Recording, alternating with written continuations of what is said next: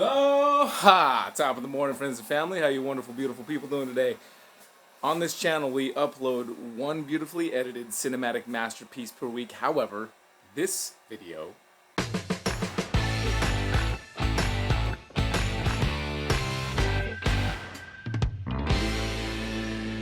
is uncut. And in today's uncut video, I'm feeding some rats, and I'm going to leave the noise in from the heater just so you can hear everything regardless of the noise. Now, I've had this complex about doing any snake feedings because I use this fan, this heater, and it makes a lot of noise, and I'm just over it. And what also I'm going to do while we're feeding today is I went ahead and gone on ChatGPT to ask what type of things should I talk about while I'm feeding snakes, and just listen to what it was going to feed back because I couldn't think about what to talk about, to be completely honest. And so now I've got a whole list of things. There's like 15 things on this list of stuff that I can talk about while I'm feeding snakes. I'm going to talk about pretty much everything on there, I think. The first one is ethical breeding talk. It says, what responsible breeding really looks like behind the scenes. I'm just going to go ahead and say that when I think about behind the scenes and ethical breeding talk, that is almost a myth. And that I haven't really seen, I've been behind the scenes a lot of different breeding places. And, granted, different people have different ethics about techniques for feeding, or not for feeding, for breeding, and not everyone's aligned. And that also said, like, all of the claims, all of the virtue signaling you see of people like, oh, you'll be ethical breeder, like, depending on where your ethics and standards are, pretty much everyone falls short. Whether that comes to, what you do with deformed babies, or the line breeding, or the way you care for the animals in a giant breeding facility, like, no, but there's no, what I'm saying is there's no such thing. That's what I'm saying. Go ahead and talk in the comments whether I'm right or wrong. Ooh, you want to eat that? This is fun because I can't see the snake.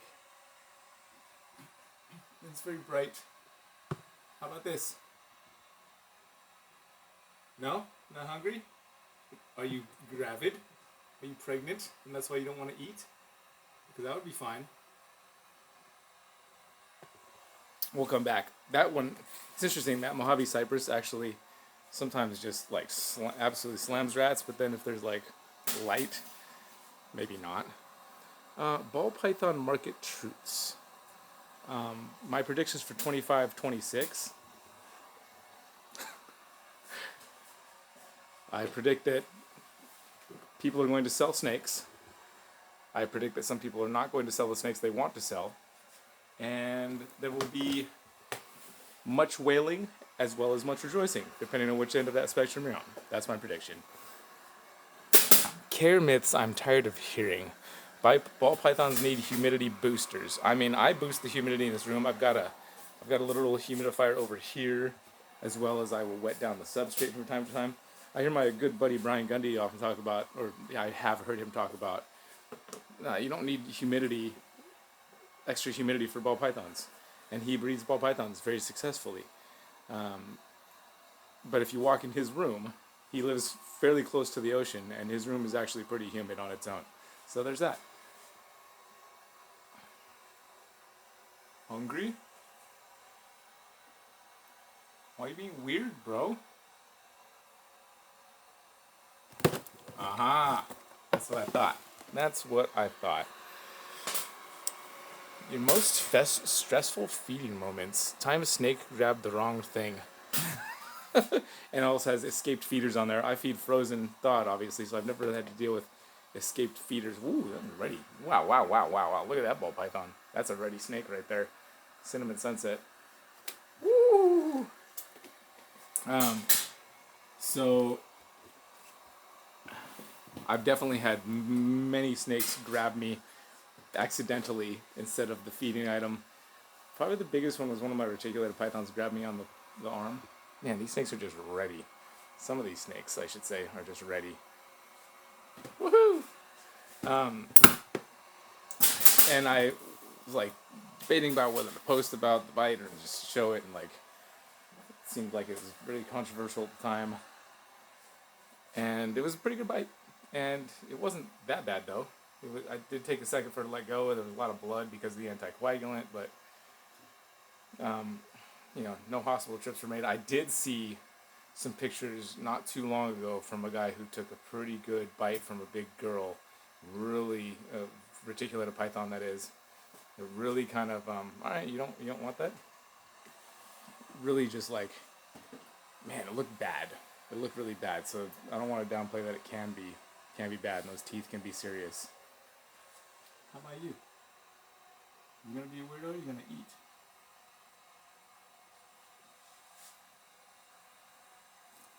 Wow. Okay.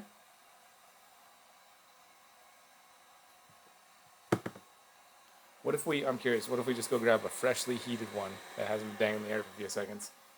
And what about that? What about that? What about that? Looks like she's so ready to strike. And yet, she's not. Come on, just eat it. It's like right there. You look like you're so ready to just eat that.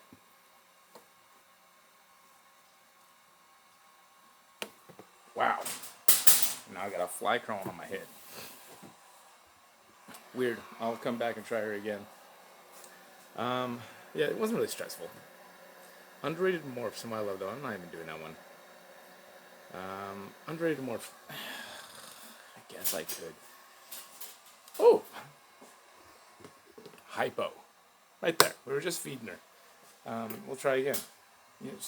Hypo is just one of those snakes, like you look at them in pictures, and it honestly, even for me, like I look at a hypo in a picture, I'm like, yeah, looks okay, but you see one in person, and gosh, it's just an incredible looking snake.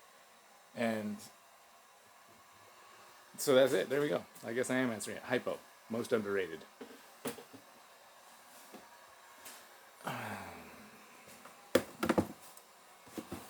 Party. Overfeeding versus underfeeding. I've talked about that ad nauseum. We'll skip that. The psychology of a problem feeder. I don't know what snakes thinks, dude. I would love to know what a snake thinks. It makes a lot of this so much easier. But I have no idea. I don't know the psychology. Like it basically comes down to this. I'm scared or I'm not. I'm feeling confident or I'm not. I'm hungry or I'm not. This snake not making any sense. I think the camera's really honestly freaking them out. This camera I know is putting off its own heat signature, and it just didn't even keep it. That's crazy talk. Yeah, this snake usually is like not even a question, just like boom, slams it like a grenade and takes it in. So having the camera in their face is definitely gonna affect them along this little journey that we're going on. It is what it is. Behind the scenes, personal topics. What people don't see about running a reptile channel. Mental exhaustion, algorithm pressure, why nobody cares is a lie. Wow, ChatGPT is tapping into my own videos. I guess that makes sense to look for these topics. Algorithm pressures, yeah. That's definitely an issue. I think people talk about it. I've talked about it.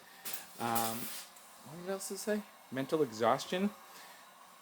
I've definitely had a fair share of mental exhaustion. What's helped me with that a lot is like, unfortunately, stepping back from a lot of the internet community side of things and focusing most of my other time on myself or my family or what's happening in person. Like I love spending time with people at the shows, but when it comes to like Facebook groups or Instagram, like comment sections and the online community, I'm almost non-existent except for these YouTube posts and maybe some posts on Instagram every now and then. But when it comes to like interacting online, basically I'm non-existent, and that is what has really helped any mental exhaustion from creeping in the past couple years. I really don't have mental exhaustion from the online community because I don't allow much of it into my life. So hey, look at you. She's thinking. Were you thinking about one of those big ones? You were, weren't you? Here, just take one. This one's more reasonable size for you. That's good. just realized I'm not even looking at the monitor. I'm just kind of blindly pointing the camera towards the snakes. So hopefully you've been able to see all the feeding I've been doing. How your approach to snakes has evolved. What maturity in reptile keeping looks like. Oh gosh, I don't know. It's an ever evolving thing, I think. For me, I mean, I think back to like the first snake I kept when I was 4. It's a lot to think about. I think that's a whole topic in itself for an entire video, like how my reptile keeping has changed over the years, you know. I never would have imagined. I remember at one point going to a reptile pet shop and looking at like, they basically had, rack tubs set up at the behind the counter and thinking, wow, those snakes are just in those little drawers like that. And I remember thinking that, and then learning more about how a lot of snakes, like, go back to snake psychology, like learning a bit more about that and realizing, oh, snake is not a person. So there's that. Oh, come on over here. Come on, let's do a big expose. Come on. She's like, no thanks. Fine, no. And while we're at that, taking your little fresh shit out of there. Thanks. Oh, and you pooped. Alright, I'm not going to grab that with my bare hands. We'll come back to that later. Okay. What is number 10? Story time. Memorable snakes or customers. Weirdest show interactions. Snakes I regret selling. Craziest trade offers.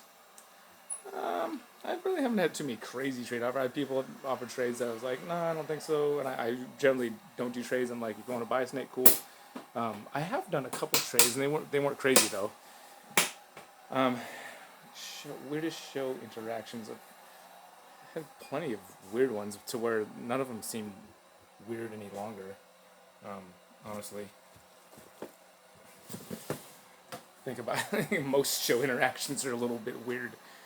Which isn't bad. They're just weird. I actually like that. So the weird interactions, I enjoy those. It's the ones that are like predictable that I'm like, that was okay. I mean, it's not bad.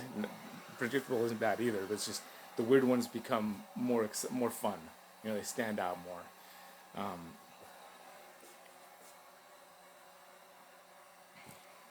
I will say, I guess I can talk even when I'm pointing the snake. Like waiting in anticipation. Strike the rat. Everybody, let's shh. Everyone shh. One of the most memorable ones, it's the first one that popped into mind. I was at the Tinley Park Reptile Show. And, it's real busy. And so I'm walking around.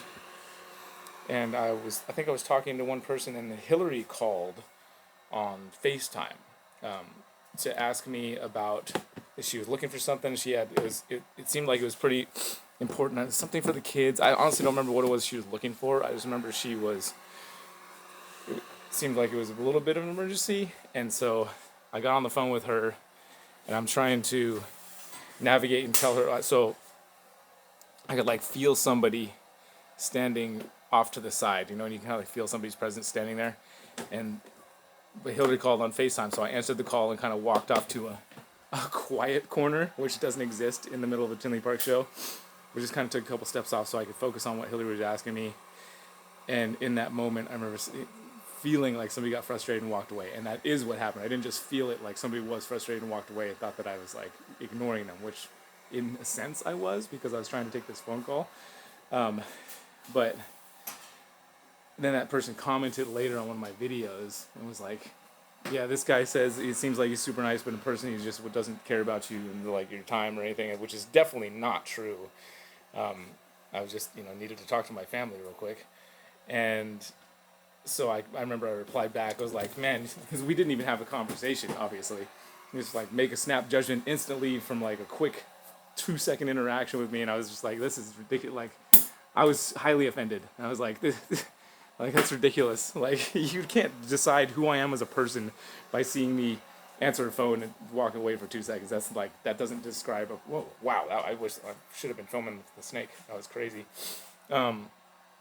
So anyway, it got to a point where the amount of back and forth we had, the person decided, well, then maybe it's not true that I don't care. Otherwise, I wouldn't take the time to even reply to a comment, which is another thought I have with this video, is just like pull up all the crappy comments that I get still and just like read them. But there's still part of me is like, do not highlight that. Do not put those. But I do, sometimes I'm just like, I just want to put each one of you total jerks up here and we'll highlight why you're a jerk. That goes through my head. But anyway, we interacted back and forth enough to where the person decided, well, maybe I'm wrong, because clearly you've taken this much time to like show that you do care about me, that maybe I was wrong. And then we did actually get to meet up in person at a show, and it was pretty cool to like see that beef squashed, you know, complete misunderstanding and just like reconciliation. I love all that stuff, you know. I'm a big fan of reconciliation. I wish to see more of it in our industry and hobby. And it's a hard ask sometimes. So, whoa, it's a hard ask. These snakes are really ready. It's hard ask for some people to like have moments of reconciliation, especially when they feel like they're in the right and the other one's in the wrong. And it's like, how do you navigate that? Well, maybe admit that there's wrong on both sides. That's usually what it takes. Harder to practice than it is to talk about, I've learned. So many more snakes to feed, so many more subjects to address, potentially. Let's see what we got here. Things I wish keepers knew before buying a snake.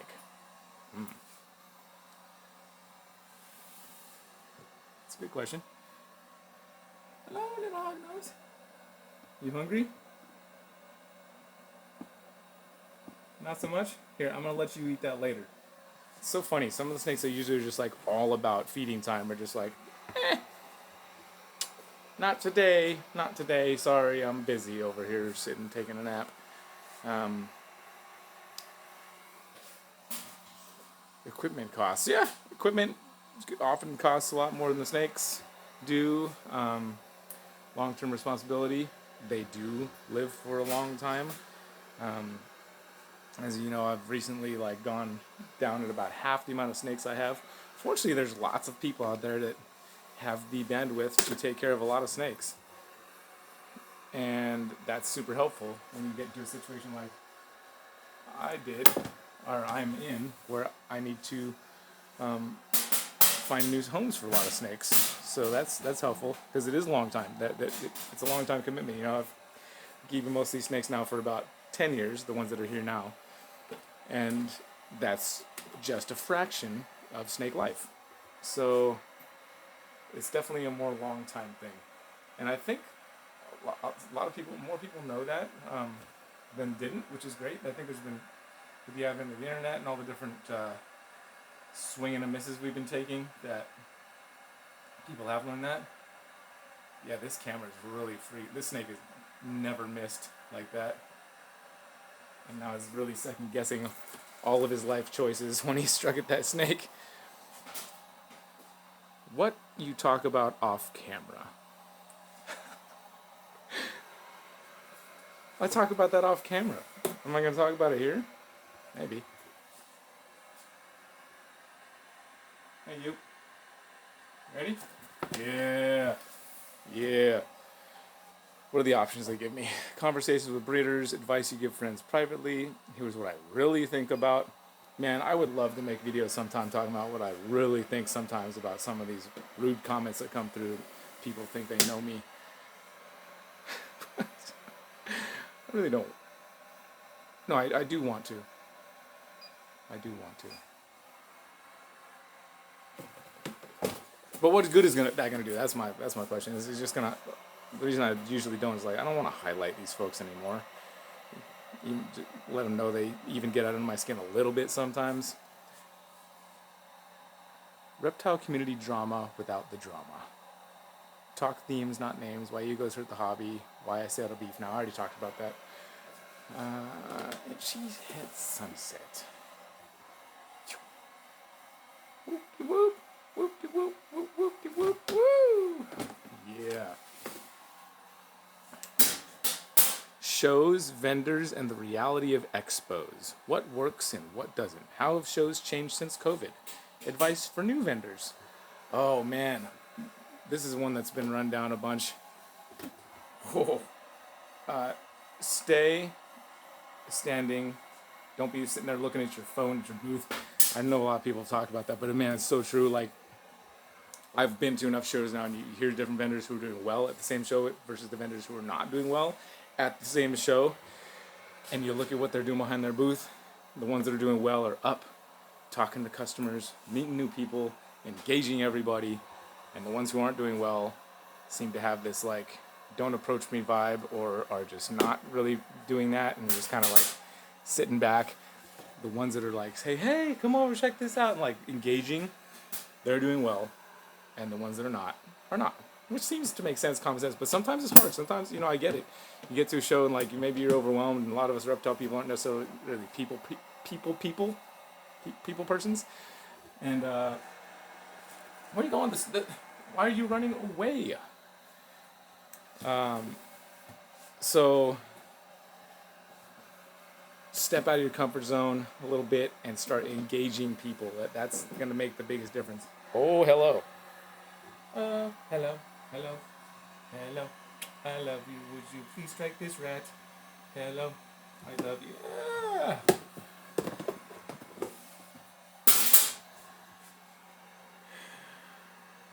What you learn about people by keeping snakes.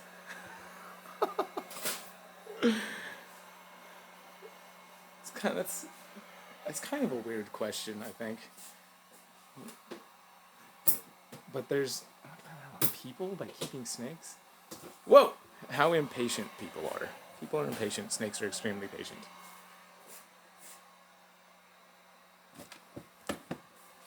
See, that snake's been waiting there for a week for its meal. How long would you wait in line for a meal? Anyway, I think that's the end of my list. I've definitely got lots more snakes to feed. Let's feed one more snake, shall we? We'll feed big blood python, and then we'll get out of here. I feel like this video is good enough for you guys. Good enough. It's good enough. Really good enough for you. What's up, baby? What's up, Beavis? Hello, Beavis. Hungry fella? Beep, boop, bop, boop, beep, bop, beep, boop, beep, bop, boop. What is going on? There you go. I guess the rat wasn't underneath the heater yet, so there's that. I hope you've enjoyed this video. Take care of yourselves. Take care of others. We'll see you on the next one. Aloha.